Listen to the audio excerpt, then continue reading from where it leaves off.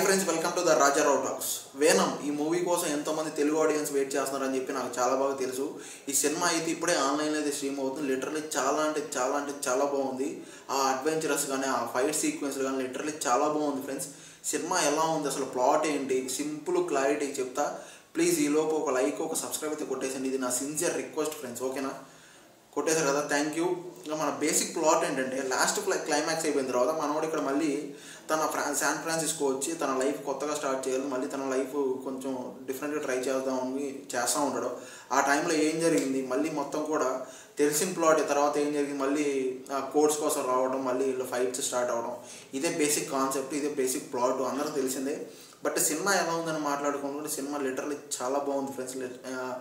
ఆ ఫైట్ సీక్వెన్స్లు కానీ, అడ్వెంచరస్ కానీ, లిటరల్లీ చెప్పాలంటే బాడీ చేంజింగ్ కానీ, ఆ అడ్వెంచరస్తో లిటరల్లీ మైండ్ పోతుంటుంది. బ్యాక్గ్రౌండ్ మ్యూజిక్ అయితే లిటరల్లీ చాలా బాగా ఇచ్చారు సినిమాకి అయితే.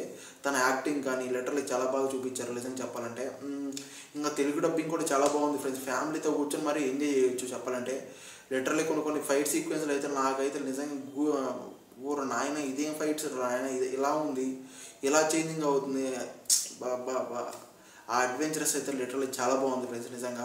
తన బాడీ మోడలింగ్ కానీ, తన చేంజింగ్ కానీ, తన డైలాగ్ డెలివరీ కానీ లిటరల్లీ చాలా బాగుంది.